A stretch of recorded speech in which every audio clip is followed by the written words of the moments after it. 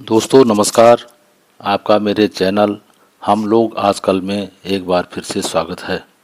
आजकल नवरात्रों के पवित्र दिन चल रहे हैं और देश भर में नवरात्रों की धूम है।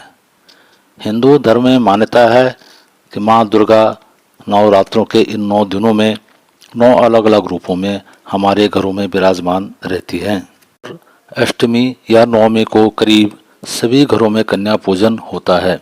ऐसा माना जाता है कि 9 कन्याओं को माता के इन 9 रूपों के स्वरूप पूजन करने से भक्त के नवरात्रे का पूजन सफल हो जाता है। दोस्तों, नवरात्रों में कन्या पूजन का सबसे ज़्यादा महत्व होता है। माँ दुर्गा की उपासना के बाद माँ का रूप मानकर लोग कन्याओं की पूजा करते हैं।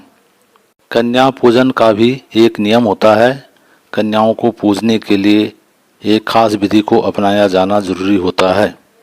इस ब्लॉग में मैं आपको कन्या पूजन की सही विधि बताने की कोशिश करूंगा।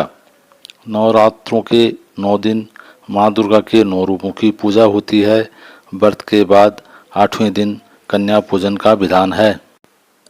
ऐसा माना जाता है कि माँ दुर्गा भोग और दान से इतनी प्रसन्न नहीं होती जितनी कि कन्या पूजन से होती हैं।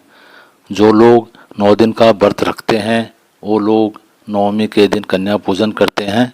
वैसे अष्टमी के दिन कन्याओं की पूजन के लिए सबसे शुभ माना जाता है। कन्या पूजन से हर तरह के विघ्न बाधाओं का नाश होता है और माता रानी प्रसन्न होती हैं।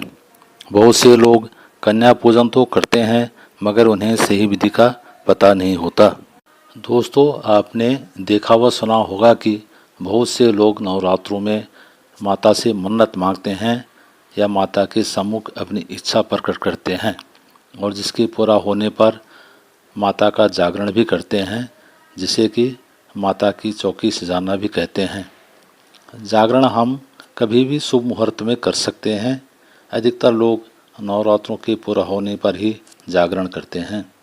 तो दोस्तों चलिए मैं बताता हूँ कन्या पूजन की सही विधि क्या है। अष्टमी के दिन सुबह सवेरे स्नान करने के बाद गणेश जी और महागौरी जी की पूजा करें। कन्या पूजन के लिए करीब 2 साल से 10 साल तक की 9 कन्याओं और एक छोटे बालक को बुलाएं। माना जाता है कि जिस तरह से माँ की पूजा भैरवनाथ के बिना नहीं होती, ठीक उसी तरह से कन्याओं के साथ भी एक बालक की पूजा बहुत ज़रूरी मानी जाती है। कन्या पूजन से पहले उस पूजा स्थल को साफ सफाई कर लें। कन्या पूजन के लिए कन्याओं को एक दिन पहले ही आमंत्रित कर देना चाहिए। सुबह इधर उधर से पकड़कर कन्याओं को लाना सही नहीं होता है। जब कन्याएं घर में आएं तो माता का जयकारा अवश्य लगाएं और पूरे परिवार के साथ उन पर फूलों की वर्षा करें।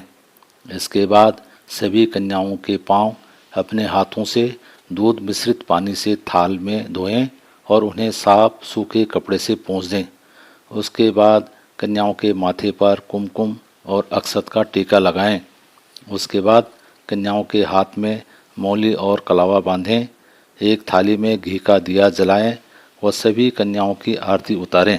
माँ भगवती का ध्यान लगाकर देवी रूपी कन्याओं की आरती करने के बाद भोग लगाएं और खाने में पूड़ी, चना व हलवा अवश्य खिलाएं।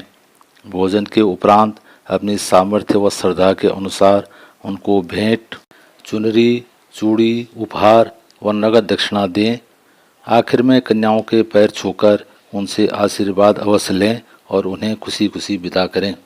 दोस्तों, माता रानी की कृपा आप और आपके समस्त परिवार पर हमेशा बनी रहे, यही माता रानी से प्रार्थना है। कृपया मेरे चैनल को सब्सक्राइब और लाइक भी कर दें व घंटी का बटन भी दबा दें ताकि आपको नोटिफिकेशन मिलती रहे। धन्यवाद। नमस्कार।